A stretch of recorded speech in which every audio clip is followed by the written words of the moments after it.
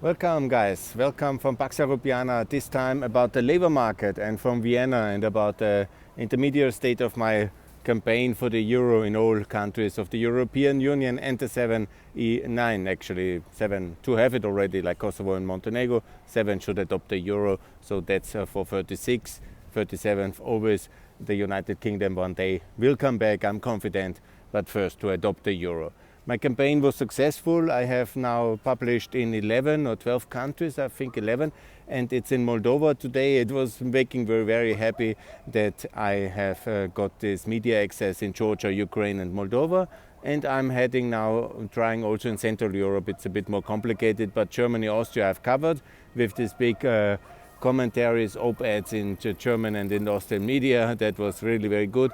And then in Albania, Macedonia, in Serbia is of course then the crown jewel. I'm still working to get this done, and I'm confident that I will manage to get this done because it's a fair offer, the euro as a currency now fast as a first step into the enlargement process. And of course all the countries have also to do the regulatory homework, there's no doubt about it, but that anyhow everybody knows, then NATO and then the EU, and that's fair. And then also to recognize Kosovo for Serbia as a prize for that. I think I've said all these things very clearly. But the next campaign I'm now preparing, and I made the pledge on Twitter already today here.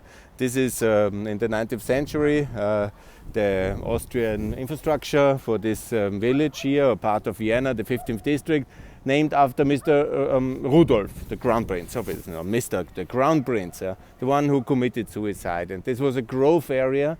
He had the vision to include the Balkans. And I pledge that all the Balkans should be in the European Union because we have to repent our colonial past. Austria was an empire, the Turkish Empire was an empire, the Russian Empire, they were fighting for this region. The people there didn't have own self-governance, never basically, and they had to fight for it. And now, of course, to secure it and to keep the prosperity, freedom for the long-term EU and NATO membership, and being in the same economic space expressed by the euro is of course the fair way forward, and also to have a redistribution. There's no doubt about it. We have to help the poorer regions. I think that's our moral obligation, historic obligation, especially here from Vienna. I say this very clearly. I know I was now in Linz. I also kept you up to date. I didn't do any videos in Linz, but I did some on the Attersee in Upper Austria. I think you saw some of them, and I hope that was interesting. And now more to come from Vienna. And my next topic is here the labor market access. I've prepared several initiatives which I will launch now in the media. It's about the pan-European labor market, starting from Austria to give all people from Kosovo the labor market access. And also then I will publish something about the whole Balkan to have labor market access in the whole European Union, and obviously to build one pan-European labor market including Ukraine, Georgia, Moldova, the 6 Western Balkans and the EU 27 which have it already. And we have now the agency in Bratislava, and this European Agency for the Labour Market Authority, that's very good. But still the labour markets are individual law of each member state. So contrary to what we have as a disaster with Schengen access for Kosovo, we can do the individual access for each country, and we can open the labour market as the Polish are doing it very successfully for Ukrainians. And that exactly I want the Austrians to do for Kosovo and then for all Balkan countries by time, and also to be very active in that one and to build a pan-European labor market.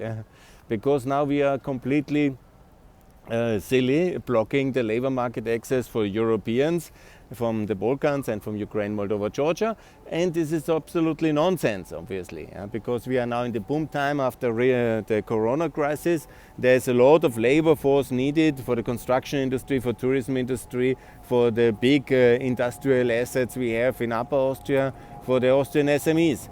And obviously in that country there is unemployment problem, and they can come here, they can send money back, they can learn skills, and it's much better than to sit at home. And that's, of course, you learn nothing at home. Okay, you can also have a home office in a way, but you need to be in the labor market, you need to be paid, you need to be integrated, and that's obviously much better in a working economy. And it's an illusion that we can develop in the other countries so fast as the population grows and the youth is losing its time and opportunities in our failed system. And we have built Europe for that.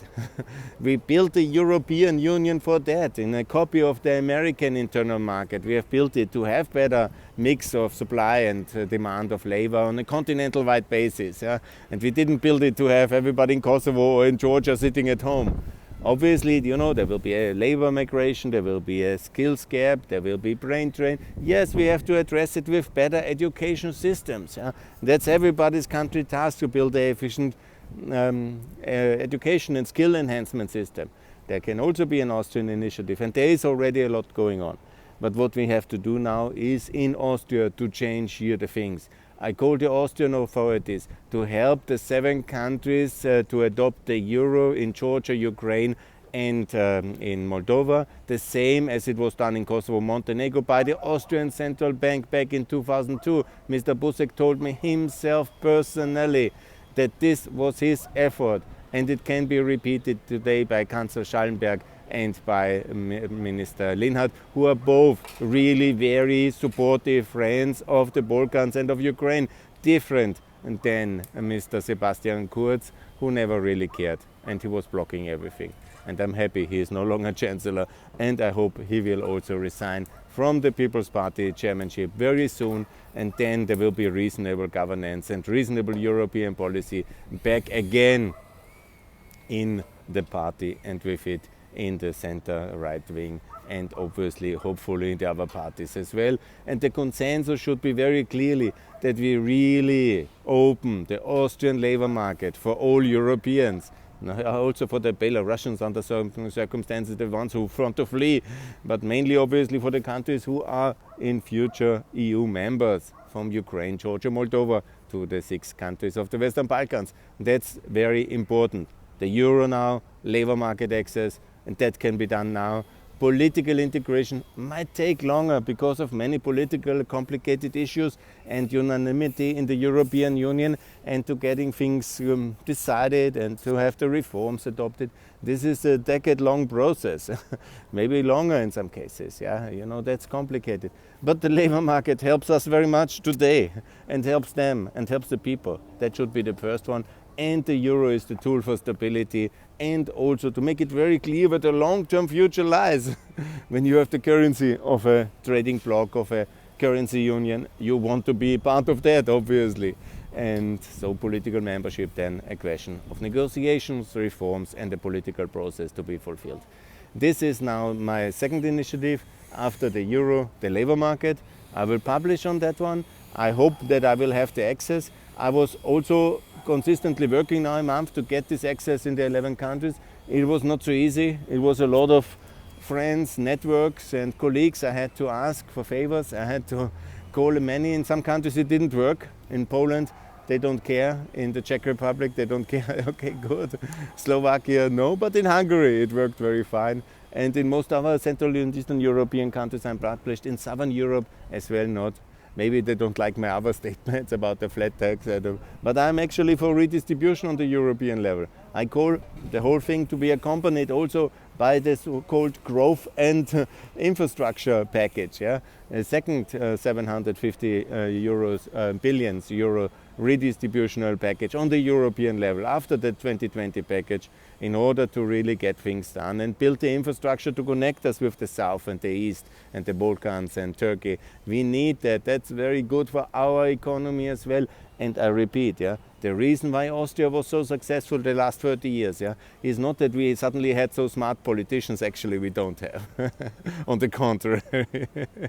It's not that we have so super companies. We have some. We have innovative engineers. We have good entrepreneurs. Yes. We have also good location. Yes. But it's the opening of Eastern Europe and this enormous opportunities of suddenly new consumers wanting our products and our companies, having a new internal market just in front of the doors where the connections and the family relations are good and the languages and distances are there. And so we had really big demand for our companies.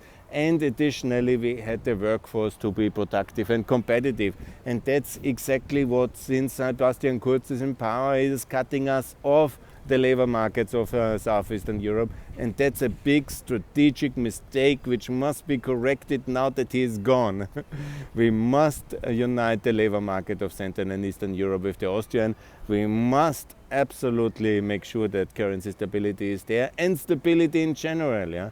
When Russia, now in this year 2021, after the spring offensive against the border of Ukraine, where they amassed 120,000 troops, and it worked. They got this big meeting with Putin. And now they amass again troops and reduce the energy supply towards Europe, because since 20 years, Mr. Rübig, who I worked for in the years, he was my mentor in that one. He taught me about the energy independence and how important it is.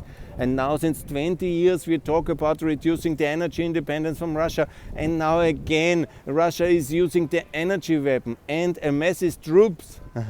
Amasses troops the second time a year after the spring offensive, now the autumn offensive, in 2021 at the European-Ukrainian border, in order to pressure us into certifying the Nord Stream 2.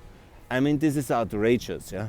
And we have not prepared ourselves. We talk about leaving coal, ending nuclear, and a lot of fantasy goals of some creators in the world who have nothing else to do but indirectly subsidizing the Russian energy industry. Yeah?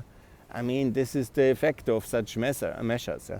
Of course we have to save the climate, of course we have to produce cleaner, but imagine what kind of damage the Siberian wildlife has, how the gas is extracted under terrible conditions, ex-Soviet Union, a lot of damage is there and going on. And we will anyhow one day to have to clean the whole mess up once Russia opens up and will be joining the free world. And it will be European taxpayers which have to pay the whole mess, which the Russians have done. But that we now end coal and we leave nuclear as the Austrians wanted, and all these kind of fancy measures.